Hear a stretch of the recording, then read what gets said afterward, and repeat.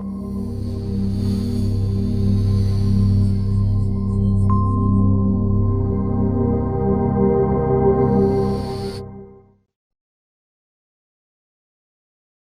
ladies and gentlemen, to Mentor Technology Pure once again, welcome to today's session. Today's session is going to be mainly focusing on Fibonacci retracement tool. One of the tools that I've been using for like a while now.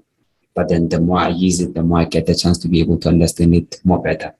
So most people don't know how to use Fibonacci, but then they tend to use it. You understand? So today I'm going to be teaching you guys ways to use your Fibonacci and then ways to approach it basically. So what is a Fibonacci? When someone tells you that, okay, I'm using Fibonacci for this and this and that, what are they mainly trying to tell you actually? So if Fibonacci is a technical indicator used to help you to identify possible pullback zones. You understand? It's a technical indicator. It's an indicator actually. It's a retracement indicator that helps you to do it to identify possible pullbacks. It shows you where possible pullbacks might happen before they happen. You understand? So okay, we use Fibonacci for different reasons. You understand? Retail traders use Fibonacci to help them identify the possible pullbacks. So they use Fibonacci for one purpose. But then smart money concept traders use Fibonacci to identify discounted price, premium price, and the equilibrium price of the market. And then it also helps them to identify what possible valid point of interest. Understand? So those are the rules, actually the uses of Fibonacci to us. That's how important Fibonacci is to us actually. So how do you set up your Fibonacci? So this is how my Fibonacci is currently looking here. So let me just take it down now. Okay. So this is how my Fibonacci is. So firstly, you're gonna do it at unclick your trend line. Instead, you're gonna click off your trend line, and then okay, all these guys here, they must not be clicked. Then you come here, okay, you unclick all the levels, you remain with 0, 1, and 0.5. And then we are going to self-edit 0.705 and then 0.79, and then make them blue, and then make all these guys what? Make all these guys black. You understand? The only guys that should be blue is 0.79 and then 0.705. You understand? And then if you go down, the background should not be there, and then you should be left with prices and levels. So that's how my current Fibonacci is currently looking. Instead, so that's how my Fibonacci is. So now we're gonna talk about also the importance of what an indecision candlestick. So when you talk about an indecision candlestick is a, let me just give you guys an example here of an indecision candlestick, and mostly it's at your order block. It's at your order block. So an indecision candlestick can mostly be seen as like your candlesticks that are named doji candlesticks or anything like that. The one that has a smaller body, but a huge it has a smaller body with long wicks. And a small body with what? I don't know what button I'm pressing, but wait. Just try it myself, right? I tried to copy it, but it's failing. Yeah, so that's what you call what an indecision candlestick. Understand? So if for a bullish or bearish one, understand? So mostly I use indecision candlesticks to help me with my point of interest. Understand? So yeah. Now let's go get it. Let's go see how we use Fibonacci to our advantage. So technically on the supply and demand course, we spoke about the premium price, equilibrium price, and then discounted price. That okay, a premium price is a zone where a price is expensive. You understand? So people tend to do it. People tend to sell the price something at an expensive price. You understand? And then the equilibrium price is a zone where discount and premium price are equal. You understand? And then a discounted price is a price where okay, buyers get involved. You understand? Which means that's where demand is.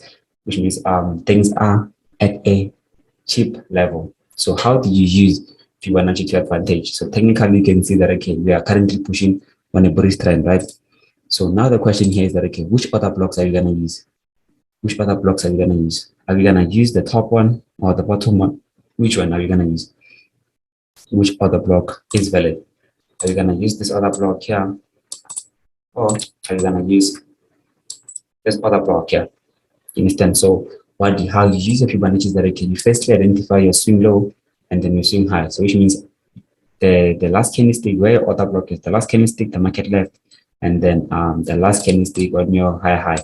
Because of technically you know that okay, you have what, a higher low, a higher high, a higher low, and then a higher high. So this is the range that you're gonna be using. So within this range here, since we are pushing on a bullish trend, this technically means that okay, we are going to focus on what we are going to focus on demand levels because of demand is in control. You understand? So which means our buys are always going to be at our discounted price. You understand? We don't take trades within the equilibrium phase of the market. You understand? We don't execute trades at the equilibrium phase of the market, and then we do not buy at the premium price. We only buy at the discounted price. We sell at what we sell at our, we call this thing as our premium price. So on the demand, we call this thing on the supply and demand cost. I think I spoke about the theory of using change of market character to help you trade the premium price on a, what do you call this thing, on a uptrend, and then trading a discounted price on a downtrend. But now things. So let's get straight to the point here. So you identify your swing high and then your swing low. And then after identifying them, what you're gonna do is that okay, technically you know that okay, this is your the phase here, this whole phase here, the top, it's called what is your premium price. And then the bottom one is what is your discounted price. That's where your other blocks are. As you can see that okay, at this level here, we have our indexing candlestick as our first point of interest. And then at this level here, we have what? We have our point of interest as the last selling candlestick. It shouldn't be a bullish one. It should be the last selling candlestick. So let's make them light now. It should be the last selling candlestick. Can you understand? So now what I'm gonna do is that okay, I'm gonna take my Fibonacci, then I'm gonna start it at the bottom. You start it at the bottom as your swing low, you take it up to your swing high. You understand?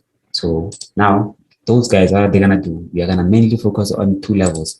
We're gonna focus on these two levels here, 70,5 and then 70, 0,705 and then 0,79.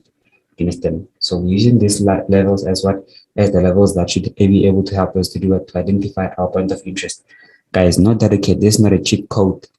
You understand? To help you identify the best point of interest. Sometimes the market won't give you the best point of interest, as it will retrace in certain levels, or sometimes it might break your point of interest. So this thing is used to help you to see some other point of interest that are gonna be valid. You understand? So we're trying to simplify things for you guys. As you can see that okay, these two levels, what are they doing? They're highlighting in this candlestick here. You understand? So once they highlight this indexing candlestick, this means that okay, because most of you guys are gonna ask yourself a question that okay, which other block are you gonna focus on? This one or this one? So mine, I'll use this one because of what? We have an indexing candlestick, and then at our discounted price, these are the levels that I mainly look at. So they give me, I call them the golden zones. So those levels do what? Those levels give me what? A sign that okay, the market might be able to change its character within that level, and then start giving us our buying opportunities. And that's what I think the market might be able to do. That even if the market breaks this level, what can happen is that okay, the market can go down to this demand level, and then we can still take our buys. So which means the market might come to this level and then start giving us our buys to the top. Instant. So this is how you use your Fibonacci on what? On your uptrend to help you identify your point of interest, and then understanding the theory of what premium and equilibrium. Like I said, if you see another block within this range here, you understand that something is wrong. You cannot take an entry point at the equilibrium phase of the market. You understand? Which means here the value of everything is equal.